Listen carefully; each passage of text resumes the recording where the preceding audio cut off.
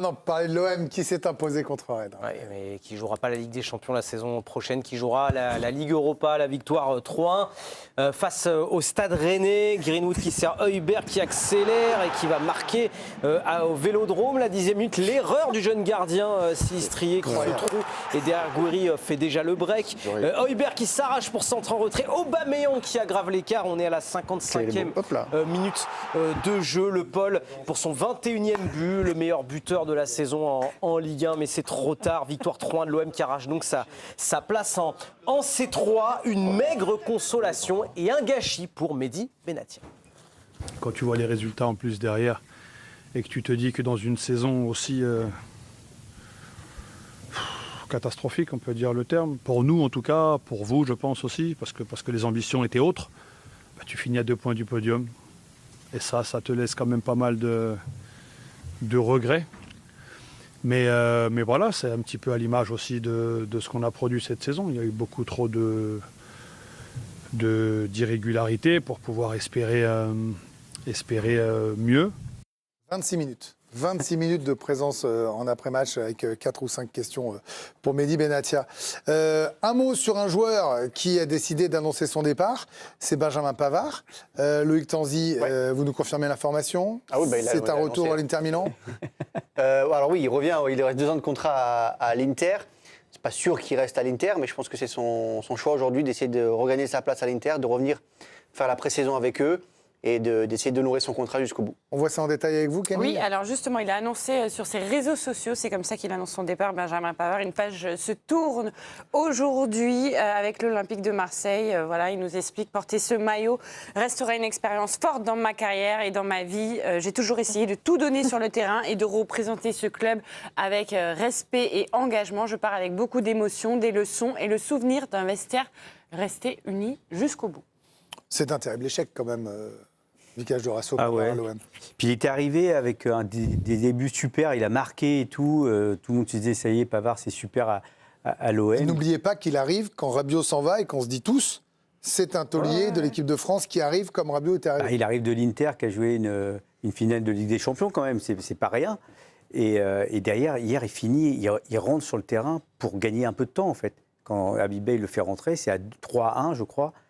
Je veux dire, il est passé d'une superstar qui revenait dans le championnat à un joueur voilà, qui a fini sur le banc et qui jouait très peu. Donc, c'est le symbole du gâchis de l'OM? Est-ce que c'est l'un des symboles?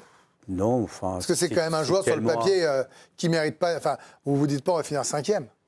Bah, c'est un joueur de classe mondiale, normalement. Ouais, ça a été un joueur important pour l'équipe de France aussi. C'était une recrue extraordinaire, mais si Rabiot reste aussi... Enfin, moi, j'ai l'impression que les deux ensemble, ça donnait quelque chose... de joueurs de l'équipe de France. Dès que Rabiot part, il se passe quelque chose dans le vestiaire qui se casse. Quoi. Mais oui, c'est un échec. Quoi. Quel gâchis principal vous retenez parce qu'en fait, quand on fait la saison de l'OM, on la scrute de A à Z, tous les mois, voire tous les 15 jours, il se passe un truc incroyable. Voire tous les week-ends. Non, mais vraiment, ça fait des années qu'on suit l'OM. Une saison comme celle-là, elle dépasse presque toutes les attentes popcorn, quoi. Et justement, c'est difficile de choisir. C'est presque difficile de choisir déjà le coupable, la raison, l'origine du gâchis. Tant à la genèse, il y a beaucoup de choses qu'on foirait. Et là, vous en parliez, oui, Benjamin Pavard, ça fait partie en tout cas de joueurs cadres qui ont été en faillite cette saison. Ça en fait partie. Mais en fait, cette faillite, elle a été dans toutes les strates du club. L'instabilité, évidemment, de gouvernance, l'instabilité de coach, les crashs en série. Dernièrement, bon, évidemment... Retenez-en, donnez-moi vraiment ce qui vous a le plus marqué dans cette saison de l'OM. Moi, je pense que... Attendez, je demandais à Rome, je vous donne la parole après tout. Oui, Rabiot, c'est vrai que ça a été la genèse, le point de départ de tout et la fracture aussi, toutes les strates du club et aussi la fracture sportive, c'est vrai. Mais moi, je trouve que même le finish d'Habib Beye, honnêtement, qui crie au complot en conférence de presse et comme fait d'armes qu'on retiendra un stage à Marbella, ça dit beaucoup de cette saison de l'OM. Après, il faut quand même se rappeler également que la première partie de saison, je parle vraiment sportivement, en enlevant l'affaire Rabiot du début de saison, elle tient plutôt la route. Il faut quand même rappeler que toute compétition confondue, on avoisine les 61% de victoires.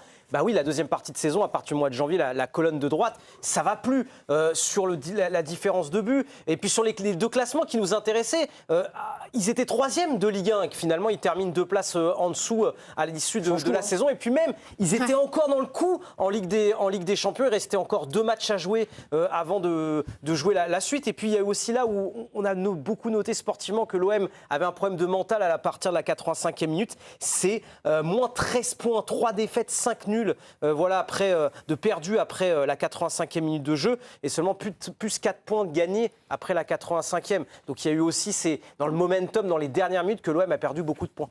À un moment, ils battent Paris. Oui. Ils battent Paris. Ils sont à la lutte. Ils sont même devant à ce moment-là. Ils ont tout, Benoît, pour finalement se dire qu'ils vont faire une grande saison. Moi, je veux bien et on a été les premiers à l'affirmer, que le départ de Rabiot avait tout saccagé. Mais à ce moment-là, il n'est plus là. Ils en sont quand même. Ils continuent à avoir de bons résultats. Moi, je pense que c'est plutôt un naufrage collectif. C'est-à-dire qu'il y a un coach qui n'a pas réussi, avec les joueurs qu'il avait sous sa main, à faire quelque chose. C'est une réalité. On peut me dire, oui, De Zerbi, ouais, après les joueurs, ok, très bien. Mais De Zerbi, tu es soi-disant un grand entraîneur, un manager.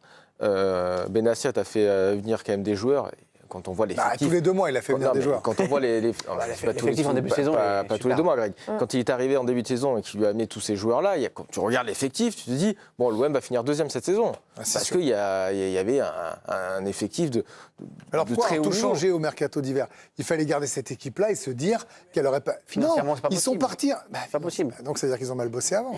Mais non, c'est Si pas Benoît nous parle d'un recrutement qui était cohérent pour la première partie de saison... Moi, je pense qu'à mon avis, en haut, il y a eu dû avoir des directives, sauf qu'à partir d'un certain stade, le directeur sportif et l'entraîneur n'ont plus leur mot. C'est tout.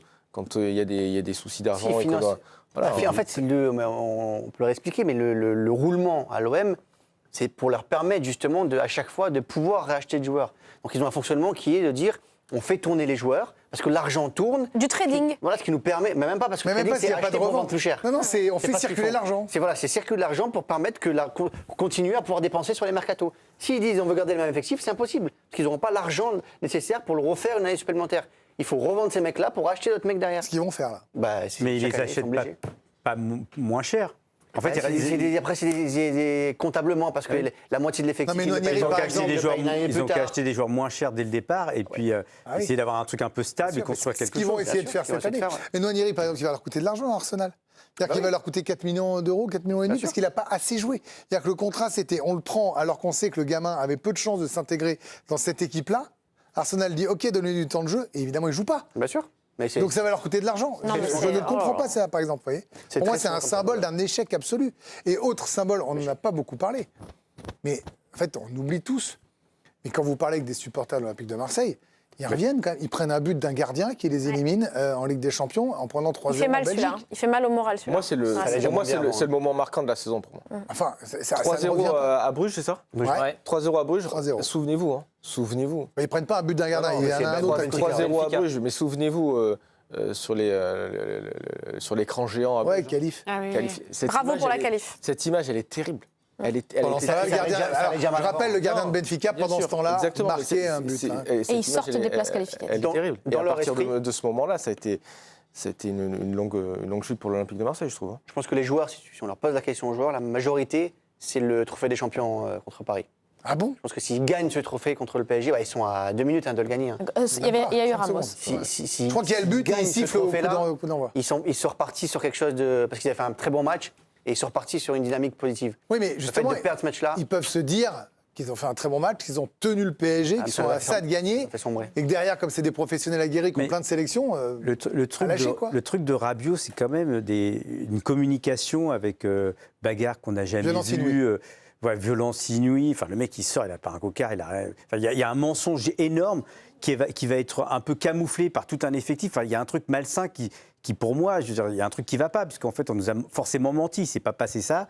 Je ne vois pas comment il peut y avoir un truc d'une violence inouïe. On l'a utilisé. Ça a été utilisé pour faire partir Rabiot, peut-être. Ouais, et puis après, derrière, je veux dire, la confiance qu'il y a entre les joueurs, les dirigeants, enfin, il y a un truc qui ne va pas dans tout ça pour gratter 10 millions de transferts alors qu'ils perdent 40 millions. Et après, derrière, De Zerbi qui décide de le faire revenir, etc. Enfin, il y a tout un truc qui ne va pas. Et on oublie, parce qu'on parle du nombre de crashs, on peut en faire la liste, mais de Mehdi Benassia qui annonce sa démission, puis le lendemain qui annonce qu'il est de retour aussi. Il lui a demandé de rester. Oui, jusqu'à non, la fin de la saison. mais ça fait, Enfin, la raison, c'est ça pas- fait c'est pas partie des sérieux. choses. Lui, il serait parti, hein. C'est juste que Macourt lui a dit Oui, bah, finis non, la mais saison. c'est pas histoire de Julie Benatia là-dessus. Elle a raison, c'est elle Macourt dénonce plutôt, là. l'Olympique de Marseille. Il y en a un qui dit j'en peux plus. Et l'autre dit ah bah non, ouais, tu bien restes. Et tu continues avec un directeur Longoria est sportif parti. démissionnaire. Ouais, C'est quand même lunaire. Bien sûr. Ça, il voulait partir. Vous parlez de Benatia, un dernier show avant de partir? Exactement, c'est un peu ce qui s'est passé. Il avait envie de faire ses adieux, Mehdi Benatia, hier. Il avait dit tout son sac et il est d'abord revenu sur cette fameuse décision de quitter l'OM, enfin, de quitter sans vraiment quitter. Que moi, je pose mon préavis parce que j'ai décidé de démissionner le lundi matin après le match du Paris Saint-Germain, parce que pour le coup, cette honte accumulée à la honte de Nantes ici et celle de Bruges, pour moi, c'est trop. C'est trop, donc c'est comme ça, il faut prendre ses responsabilités. Donc pour moi, c'était quelque chose de simple. Il est ensuite revenu sur le départ de Roberto De Zerbi. Il a insisté au long de ses 25 minutes de conférence. D'ailleurs, à plusieurs reprises, il a sous-entendu que l'OM était tombé au fond du fond, justement, quand l'Italien était parti. Mais surtout, ce qu'il reproche, c'est l'attitude de ses joueurs. C'était une phrase que reprenait souvent Roberto. Il disait souvent, Mehdi, si nous deux, avec notre état d'esprit, on n'arrive pas à donner à notre équipe un peu plus de passion, un peu plus de sang, sangue, en italien, sang, un petit peu plus de sang, je pense qu'il n'y a personne qui va y arriver. Et malheureusement, effectivement, on n'a pas réussi à donner ce supplément d'âme que tu dois avoir dans les matchs où tu es un petit peu moins bien, où il y a un peu plus de difficultés. Et ça a fait parfois des matchs catastrophiques qui ont amené après mes sorties et que je regrette évidemment pas. Autre sortie qui a beaucoup fait parler, Mehdi Benatia, loin du compte sur le projet marseillais qu'il avait imaginé. Et pourtant, il a tenu à souligner qu'il avait accompagné son équipe jusqu'au bout, jusqu'au dernier match. Je réponds toujours de mes erreurs, je réponds toujours de mon bilan avec la tête haute, très haute, toujours. Jusqu'au dernier match, tu as vu, moi je suis venu au stade. Je ne suis pas fait comme Kita, je ne suis pas resté à la maison. Kita ne s'est pas présenté aujourd'hui à Nantes. Et moi je suis là, moi je me suis présenté. J'étais en tribune, j'ai regardé l'équipe, donc je me cache jamais. Il ne se cache jamais, mais quand même, on sent à travers sa prise de parole qu'il avait renoncé depuis un petit moment. C'est étonnant, hein, quand même, comme prise de parole. Moi, j'ai rarement vu ça. Vraiment, Mais est-ce qu'il n'a pas raison dans tout ce qu'il dit, quand même? Vous critiquez la forme si vous voulez, mais le fond. De ne pas donner l'énergie à l'équipe, c'est quand même leur rôle. Trouver les leviers dans le management pour embarquer l'équipe. Il assume le fait de ne pas avoir réussi. Bah oui, mais il ne dit pas qu'il n'a pas réussi. Il dit que personne ne peut réussir. C'est pas vrai. Ah non, il dit on n'a pas réussi. On n'a pas réussi, mais si nous, on n'est pas capable de le faire, c'est que personne ne peut le faire. C'est ce qu'il dit. Oui, c'est ce que Robert De Zerbi lui a dit. Voilà, donc, et ça, c'est pas possible. Je veux dire, c'est leur boulot. Je veux dire, trouver les leviers face à un effectif en face de toi, tu ne sais pas qui tu as. Les leviers ne sont pas les mêmes en fonction des joueurs que tu as, en fonction des dynamiques. Et c'est à toi de le trouver. Quand tu ne le trouves pas, c'est quand même toi qui es responsable. Après, ils jouent mal. Évidemment, ils ne respectent pas les consignes. C'est aussi leur responsabilité. Ouais, en gros, ils avaient quand même de quoi réussir malgré tout, quoi. Dire qu'on peut pas réussir à l'autre. Moi, par exemple, le management par la menace, parce que ça a été un peu ça, c'est un truc qui me plaît pas, qui me convient pas en tant que joueur de foot. Moi, si on me menace, j'ai plus envie de jouer. Par contre, si on me, voilà, il y a des façons. Hein. Il y a des joueurs qui aiment bien être menacés. Je sais pas si c'est la menace ou l'exigence, la frontière. Quand on va tout le monde à Marbella ou puni. À la fin, oui, tout ce qu'ils ont fait à la fin, ça a été. Il y a eu du Mais management après, ils font la toxique, fête avec un À la fin, extincteur. c'était n'importe quoi. Oh, ça, c'était marrant. Il fallait pas ça, les j'avais tuer. oublié ça. Ça, c'était rigolo, ça. C'était Je sais plutôt pas, je sais sympa. pas quoi. Mais c'était une drôle de saison. Hein. L'OM nous a fait vivre une drôle de saison et pour leurs supporters aussi une drôle de saison. Et ils termineront donc à la 5e place.